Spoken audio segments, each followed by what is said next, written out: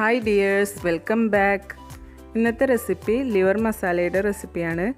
ഇതിനായിട്ട് beef liver ആണ് ഇവിടെ എടുത്തിട്ടുള്ളത്. ഇതെൻ്റെ ഉപ്പാടെ സ്പെഷ്യൽ റെസിപ്പിയാണ്.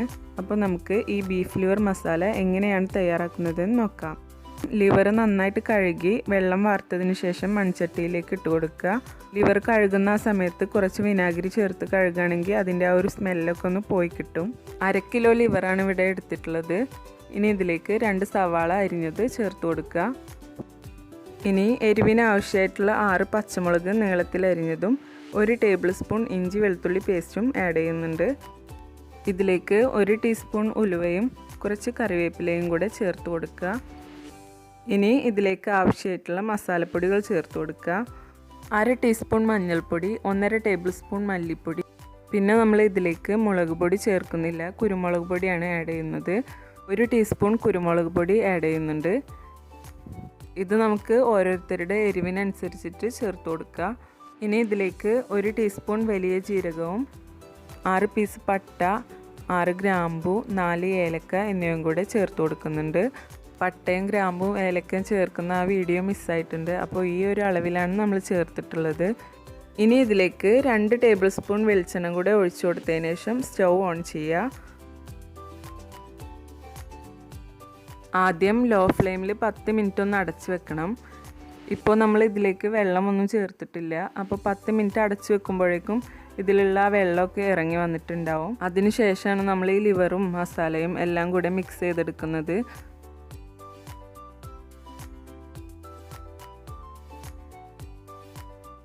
പത്ത് മിനിറ്റിന് ശേഷം ഇതൊന്ന് തുറന്ന് നോക്കുക.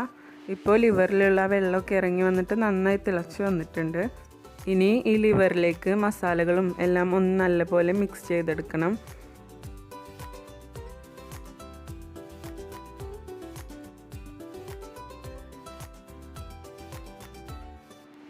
ഇനി ഇതിലേക്ക് പാകത്തിനുള്ള ഉപ്പ് ചേർത്ത് കൊടുക്കണം.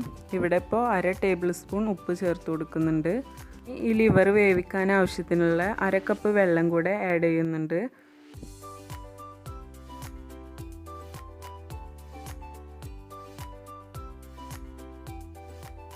ഇനി ഇത് അടച്ചു വെച്ചിട്ട് ലിവർ നല്ലപോലെ വേവിച്ചെടുക്കണം.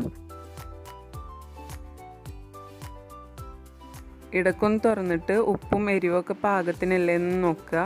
എന്നിട്ട് ഒന്ന് ഇളക്കി യോജിപ്പിച്ചതിന് ശേഷം വീണ്ടും അടച്ചു വെക്കുക.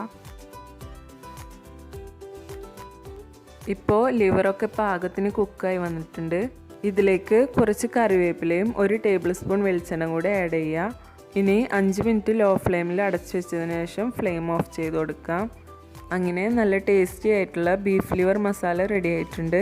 ഇത് ചൂടോട് കൂടെ തന്നെ അപ്പത്തിൻ്റെയും പുട്ടിൻ്റെയും ഒക്കെ കൂടെ സെർവ് ചെയ്യാം. നല്ല ടേസ്റ്റാണ്.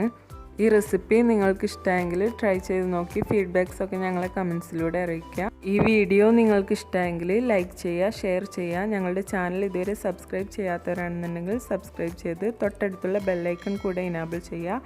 പുതിയ റെസിപ്പീസുമായി വീണ്ടും കാണുന്നതുവരേക്കും ബൈ. Thank you.